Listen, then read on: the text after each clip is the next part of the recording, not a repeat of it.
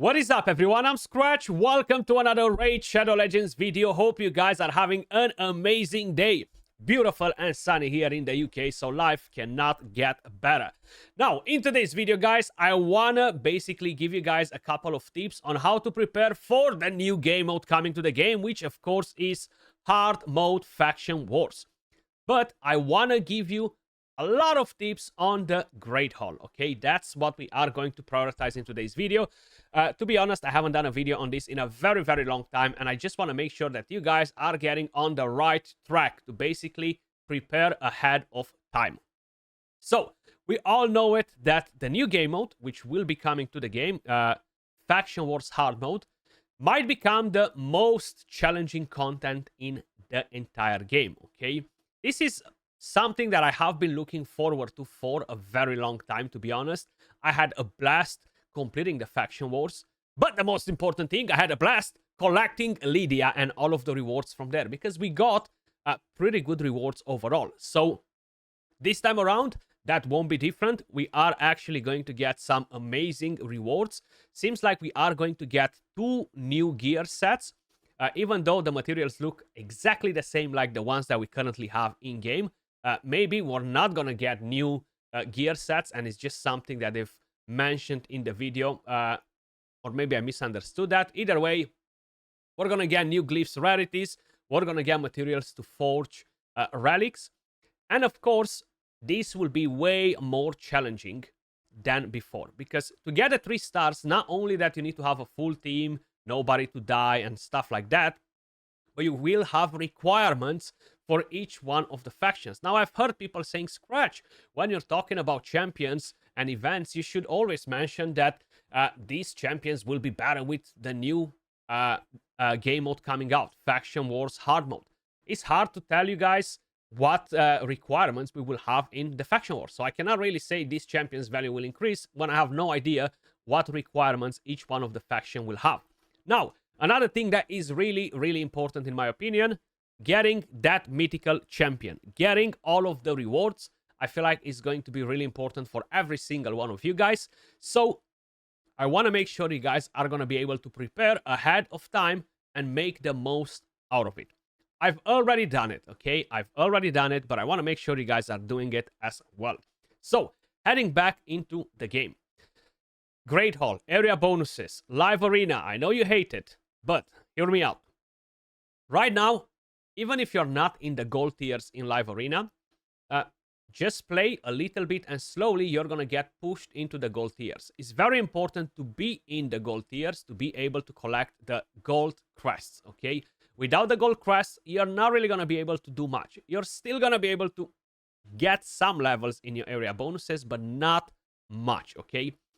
I know you hate it. I know you're going to encounter all of the filthy degenerate krakens in this universe once you're going to reach the gold tier, but every now and then you're still going to be able to claim some victories and collect some crests, which are really, really important. This will just make your life easier. You're going to have to go through pain and suffering to basically be able to collect the rewards after, the sweet, precious rewards, right?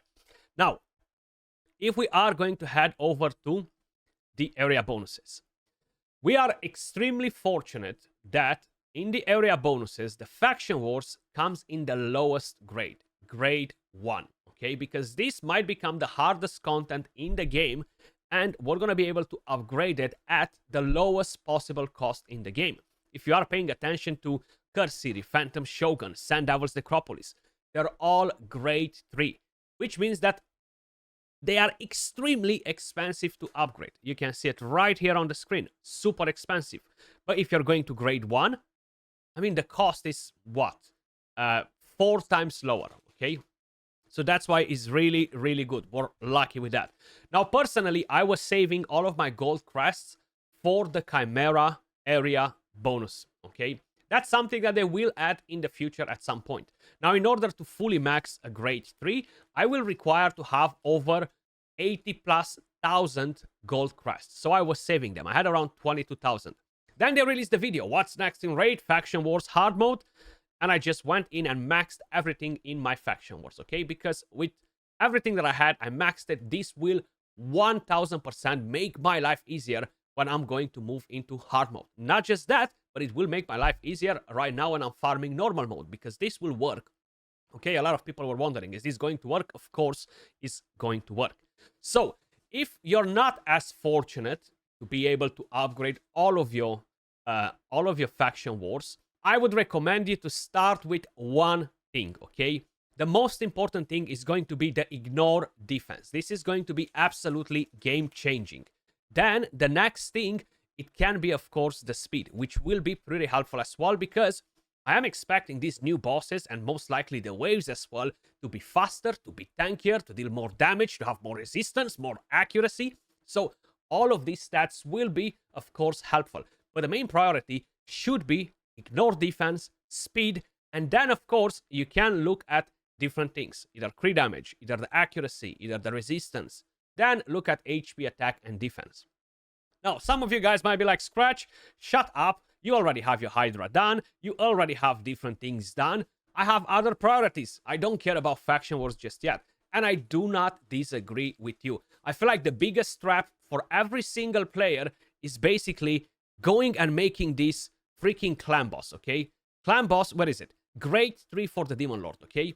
This is the biggest bait that every player will fall into. Do not upgrade your Demon Lord area bonuses, guys, because it's going to be so easy for you guys to be able to just upgrade the gear, build better teams, and up your damage in the clan boss, okay? Now, if you need a bit of extra speed, go and put some levels. But this has grade 3 cost, which is just stupid. This should be a grade 1, in my opinion.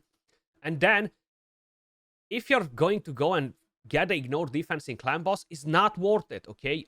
The ignore defense in clan boss doesn't do much, because that boss just doesn't have very high defense. It just has very high HP. So I feel like this is the biggest mistake for all of the new players, mid-game players, that are falling for it, okay? It's much easier to apply a toxic set to one of your different champions to give you the damage than farming live arena for the Demon Lord, okay? Once you're getting the top chest in the clan boss, there's absolutely no reason in this world for you to try and improve that team to deal more damage, okay? Unless you really need to help to carry your clan, not help, to carry your clan to get the double chest, okay? So, that being said, we don't want to prioritize the Demon Lord. But I understand that you might want to work on your Hydra. Maybe you want to work on Sand Devil's Necropolis. Maybe you want to work on the Curse City to basically make your life easier. As you guys can probably notice from my own account, ignore defense, ignore defense, ignore defense. This is something that I've prioritized in every single area. That was the very first thing I took to maximum level, and that should be the very first thing you're taking to maximum level as well. Then speed, that's what I'm prioritizing. But to be honest with you guys, you don't really need to get the speed in the Sand Devil's Necropolis, the Phantom Shogun. Yes, it will be very helpful in the Hydra, but once again, they completely changed Hydra since I've maxed this Great Hall, and truth be told, if I could go back in time, I would basically withdraw all of the investment that I've done in the Hydra clan boss and put it into something else. Because right now, the more turns I take in the Hydra, the more I get punished, okay? And that's because of how they changed the entire mechanic. Then, of course, start saving up for the faction wars. As I've mentioned, the cost is so much lower than anything else. It's just kind of like a no-brainer to make sure that you are prioritizing this, okay? So if you're still trying to get something done in the Hydra or whatever, get that done as quick as possible, and then really focus on the faction wars. You don't have to complete everything. Do your ignore defense, do your speed, and then go back and do whatever else you were doing, and then slowly move back onto the faction wars.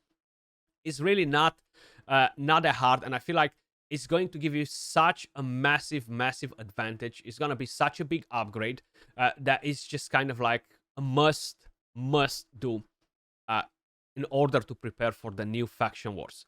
Hard freaking mode. Now, when we are talking about champions, guys, as I've mentioned at the beginning, I feel like every single faction will have different requirements. Now, it's not very clear just from their video if we only need to have those requirements versus bosses, where we need to have 10 debuffs or deal I don't know how much damage with a champion under Perfect Veil, or God knows what other requirements they might put in here. I'm not sure if that's just for bosses. It might be for other stages in between bosses as well, or it might not. And as I've mentioned, we have like 900 champions in the game. I cannot predict, I cannot see the future to be like, guys, you know what? Start building your Cillian because you're going to need to lock the active skills on the boss, or you need to land 20 stuns before killing the boss, or stuff like that.